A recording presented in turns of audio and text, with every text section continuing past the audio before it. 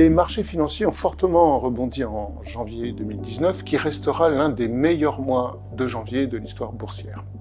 Pourtant, la situation fondamentale n'a pas changé du tout au tout, mais il a suffi de quelques données fondamentales un peu meilleures que prévu, notamment du côté de l'emploi aux États-Unis, et surtout une tonalité différente de la communication des banques centrales, notamment de la Fed et de la BCE.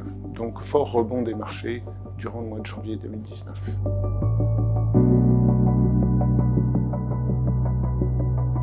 La croissance économique ralentit encore en zone euro en ce début 2019 et nous avons une nouvelle fois revu en baisse nos perspectives de croissance tant pour 2019 que pour 2020. En fait, l'environnement souffre de ces incertitudes politiques qui durent et qui donc appuient sur l'industrie. Les demandes domestiques restent suffisamment solides pour que nous excluons le risque de récession. Néanmoins, nous révisons en baisse à la fois la croissance et l'inflation pour cette année et l'année prochaine.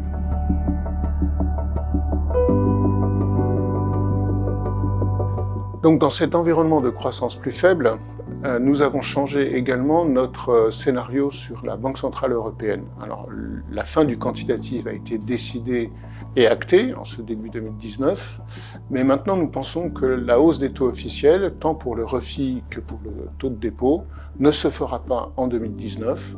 Nous reposerons la question en 2020, mais en tout état de cause, la BCE va rester très accommodante. Ce qui nous oblige aussi à réviser en baisse notre objectif de hausse des taux longs. Nous avions un objectif de 1% sur le Bund. Nous abaissons cet objectif à 0,75%. Donc toujours des taux obligataires à la hausse. Le niveau actuel de 0,17 nous paraît beaucoup trop faible, mais la hausse des taux longs sera moins forte que nous escomptions au préalable sur l'année 2019. Du côté de la Fed, nous avons également adouci la normalisation de politique monétaire que nous escomptons pour 2019. Nous attendons maintenant une seule hausse des taux Fed autour du mois de juin.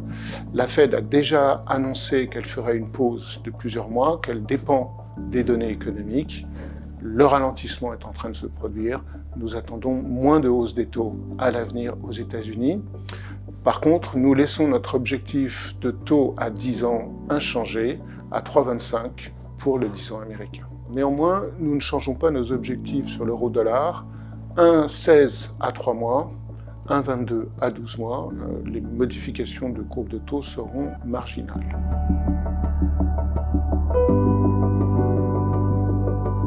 Nous conservons une vue positive sur les marchés actions. Les bourses ont effectivement bien rebondi au mois de janvier, mais à partir d'une situation survendue importante en fin d'année 2018. Donc le rebond est une correction de cette déconnexion entre fondamentaux économiques et marchés financiers que nous avions vu en 2018. Donc cette reconnexion est en train de s'effectuer, ce qui est de bon aloi pour les bourses en 2019.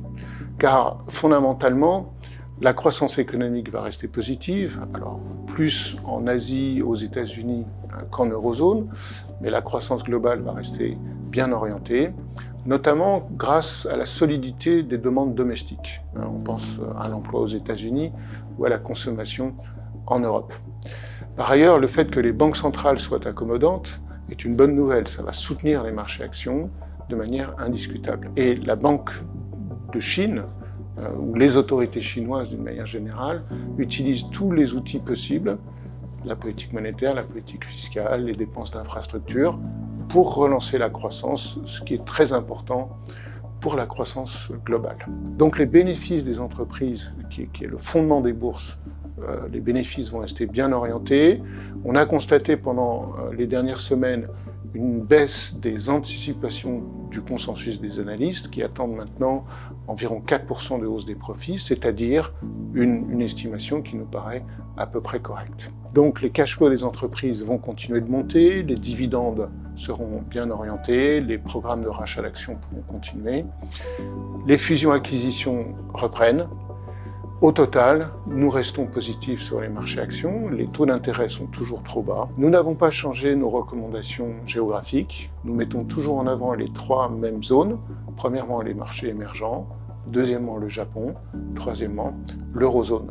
nous ne sommes que neutres sur les États-Unis, un marché où justement il y a de la concurrence avec le marché obligataire, la partie courte de la courbe américaine concurrence les actions américaines.